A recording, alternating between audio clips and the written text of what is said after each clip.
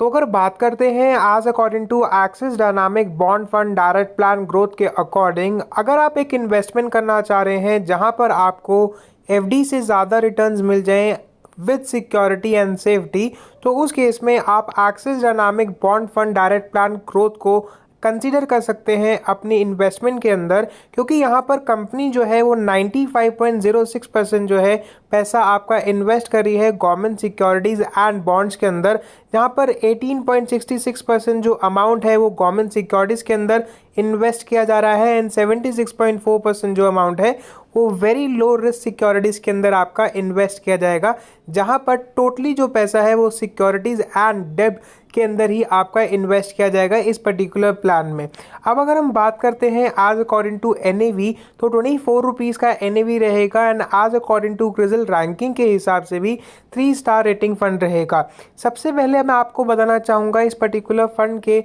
Returns जो हैं वो एसआईपी एंड लमसम इन्वेस्टमेंट अगर आप करते हो तो क्या रहेंगे। As a one time investment अगर आप देखते हैं तो उस केस में प्रीवियस 5 ईयर के अकॉर्डिंग 10.03% का कॉन्टीन्यूस रिटर्न कंपनी आपको प्रोवाइड कर रही है। अब अगर हम बात करते हैं 1 साल के रिटर्न के अकॉर्डिंग, तो 12.90% का आपको कंटिन्यूस रिटर्न आ रहा है इस पर्टिकुलर प्लान में। एज अकॉर्डिंग टू एसआईपी अगर मैं बात करता हूं तो उस केस में 5 साल का जो रिटर्न है वो 10.54% एंड 1 ईयर का जो रिटर्न है वो 12.52% रहेगा। इसी के साथ साथ मैं आप सभी को दिखाना चाहूँगा, लेट्स सपोज अगर हम एक इन्वेस्टमेंट को स्टार्ट करते हैं एट प्रेजेंटली, तो उस केस में अकॉर्डिंग टू 12% और 10% अगर हम कैलकुलेट करते हैं तो उस केस में मेरे 5 साल के अंदर कितना मैच्योरिटी बन जाता है अगर मैं एक इन्वेस्टमेंट को स्टार्ट करता हूँ minimum premium amount of 5,000 rupees. यहाँ पर मैं कंसिडर कर रहा हूँ 12% का इंटरेस्ट रेट एंड आज according to initial balance I am considering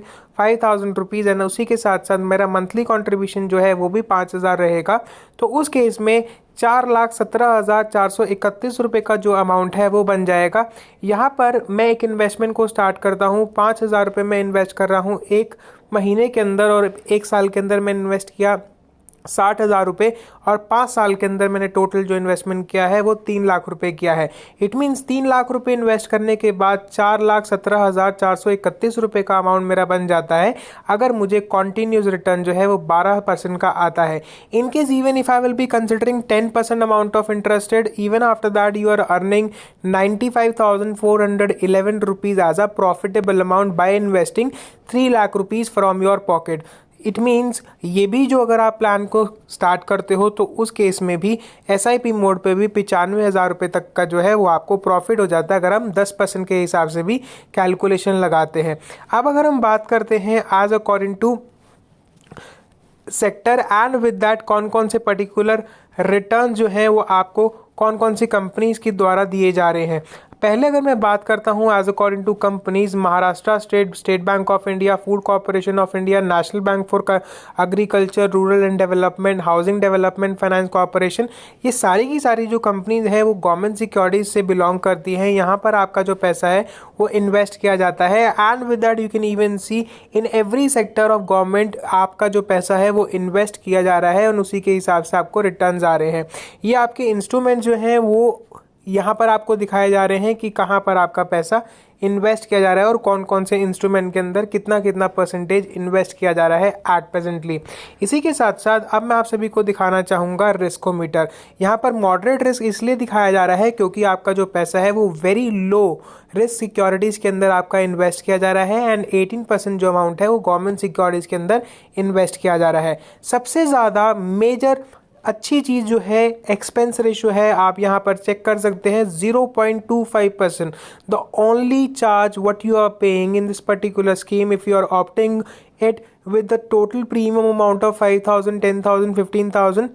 और as according to your pocket allowance, expense ratio जो है वो सिर्फ से सिर्फ 0.25% ही जाएगा and exit load no charge on withdrawal. It means if you are taking out your money back in your account after 1 year, 2 year, 3 year और 5 year down the line, उस समय पर 1 रुपये भी आपका एज अ टैक्स, टीडीएस और charge deduct नहीं किया जाएगा एंड इस समय पर भी open ended scheme size open ended है, स्कीम कभी भी आप पैसा डाल सकते हैं और कभी भी निकाल सकते हैं। विद दैट स्कीम साइज़ की अगर बात करता हूं तो 1,183 करोड़ का टोटल स्कीम साइज़ है एट प्रेजेंटली एंड उसी के साथ अगर आप एक्सिस म्यूचुअल फंड का टोटल कैलकुलेशन देखते हैं तो आपको असेट अंडर मैनेजमेंट दिख जाएगा और कौन कौन सी स्कीम इस समय पर कंपनी चला रही है विद देयर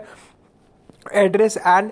मोबाइल नंबर। यहाँ पर मैं आप सभी को एक और चीज़ दिखाना चाहूँगा। अगर आप इन्वेस्टमेंट को स्टार्ट करते हैं on SIP mode, systematic investment plan अगर आप स्टार्ट करते हैं इस पर्टिकुलर फंड के अंदर, तो 1,000 रुपये मिनिमम अमाउंट रहेगी। ऑन लमसम मोड अगर आप इन्वेस्ट करना चाहते हैं तो 5,000 रुपये आपका मिनिमम रहेगा लमसम इस पर्टिकुलर प्लान को स्टार्ट करने के लिए। उसी के साथ साथ यहाँ पर आप देख सकते हैं फंड मैनेजर भी, और अगर आप प्रोफाइल देखते हैं तो they are having more than experience of 21 to 20 years and they are handling a 7,915 crore